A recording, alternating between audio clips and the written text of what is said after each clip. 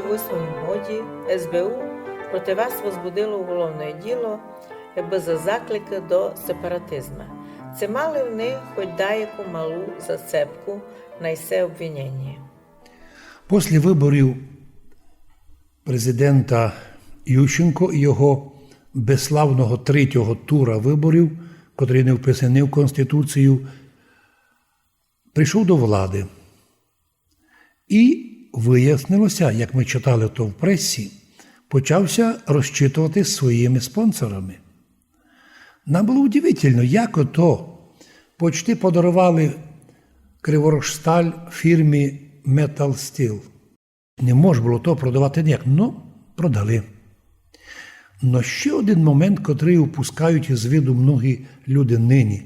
Хоча в нас в Україні журналістика не дуже сильна, ми споминаємо ще один момент. Ющенко майже подарив остров Зміїний і акваторію Чорного моря, тої морської акваторії, чуть ли не вище 20 тисяч квадратних кілометрів, продавалося аби Румунії, якійсь таїнцевій фірмі. А реально, то, можливо, був так же якомусь із спонсорів. Так читали ми в інтернеті, маємо задокументований той сепаратизм, зменшення території України, причому європейського судового рішення не було. Воно було якоїсь там, но противоречивоє, і йшлося про рекомендувати, но не обов'язково до виконання. Но Ющенко і його помічники сотворили акт публічного сепаратизму і зменшення території України. І я собі думаю, чому туди мене судили, бо всі казали, ну і не за що судити, від не було закликів, до низ не є. Ніхто в Закарпатті не робив заклики до сепаратизму, це така собі дурна пісня із агентури. Ми ніколи того не робили, бо ми цю державу будували, ми тут державотворчий народ, русини тут державотворчий народ, і ми туди нікуди не підемо. Просто так. Но юристи Ющенка, щоб його не обвинили в сепаратизмі, подсказали йому, давайте об'явимо по всій Україні боротьбу з сепаратизмом.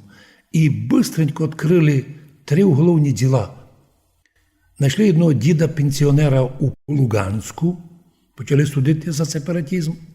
Одного пенсіонера в Криму. А от мене одного в Закарпаттю знайшли і священника Дмитрія Сидора об'явили сепаратистом. За що? За то, можливо, чому я не протестував проти передачі острова Зміїного Румунії. Мені треба було туди протестувати, аби об'явити, хто у нас сепаратист і хто займається уменшенням території. Ну, ми тоді всі промовчали, а нас почали тягати і ліпити нам сепаратизм. До речі, к честі СБУ в Ужгороді, вони чуть ли не півроку не відкривали головне діло, бо не мали на чому. Але ж третій генерал СБУ пішов ава-банк, відкрив головне діло, до речі, потім наскоро наспішно й помер від тяжкої болезні, і заставив своїх слідувателів відкрити нагло головне діло. Ну, а суд, коли мене судив, то навіть то, що мені приписало СБУ, вони то мені не ставили у вину, бо там не було доказів. Но суд зробив хитрий ход. На одній з бесід я сказав, ну, я міг читати меморандум Мукачеві на Русинському конгресі європейському. Не знаю, що я там читав. Ну, можливо, 5-6 перших пунктів. А суддя Іван Стан узяв і дав команду зробити на 6 цих пунктах, зробити іслідування. І в інституті СБУшному в Києві по приказу тоді вже спецслужб зробили такий діагноз тим 6 пунктам. В самих пунктах закликів до сепаратизму не є. Но є приховані між рядочками. На питання на суді, суддя, ви ті приховані упознали? Ні. ви, люди в Мукачеві, теж не впознали, кроме тих жіночок двох, таких малих бабушок, котрі робили ото дослідження, ніхто не знайшов і не міг знайти, бо не було. Фізично їх не можна знайти. Заклики приховані до сепаратизму. Тим більше, що в Мукачеві русини прийняли тоді рішенням Второго Європейського конгресу не заклики, а меморандум. То є це французьке слово «напоминання». Даже якщо б були там якісь напоминання, упоминаємо границі або другое, і все одно вони не включаються як заклики. Вони меморандум, напоминання. Ну, це було достатньо, щоб ті дві жіночки китайські, київські обнаружили між пунктами призиви міняти границі, і мені вписали 3 роки тюрми. Причому жінкам заплатили за їх каверзу 1800 гривень. 1800 гривень – це було в той час, я думаю, десь може було коло $200, не пам'ятаю точно. І я судом заплатив ті гроші. Проти мене робилася клевета, і я ще ту клевету тим жіночкам, тому інституту, або псевдоінституту, заплатив. От так і виставили мене сепаратистом, осудили на 3 роки, но при повному такому дикому беззаконію СБУ, прокуратури, судов, мене ведь об'явили сепаратистом во время Януковича. Кить якось там за вухо взяв націоналіста, ой, горе, якщо мене посудив Янукович, хорошо. Одним словом, маємо що позирати на комедію, в котрій повно таких діянь української чиновничої тої армії, що на 1000 років вперед позора і ганьби. Ми ж лише одно кажемо, не сердимося.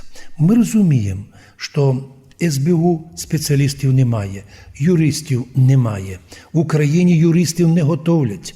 Коли я запитав 10 юристів у Закарпатті, в якому випадку підсудного після першого суда або суда першої інстанції не допускають до апеляції або до касації. В якому случаю? Так, дипломовані юристи ні один не повіли конкретно. Може за великий злочин, може. Студент першого курсу сказав, а ніколи не може. Не може бути ні в якій державі, ні при більшовиках, ні при Україні, щоб посудили судом першої інстанції, не допустили до апеляції і до касації. А я потерпів сталінську тройку. СБУ, прокуратура і суд, тройка, рішенням першого судебного процесу мені вліпили 3 роки. Я написав Київський, тепер вже зруйнований, тут був спеціалізований суд, підтвердив, все добре. Я написав у Європейський суд по правам чоловіка і зложив все, як мало бути. Прийшла відповідь через 9 років. Не знайшли порушень. Європа не знайшла порушень, що був один перший судовий позов.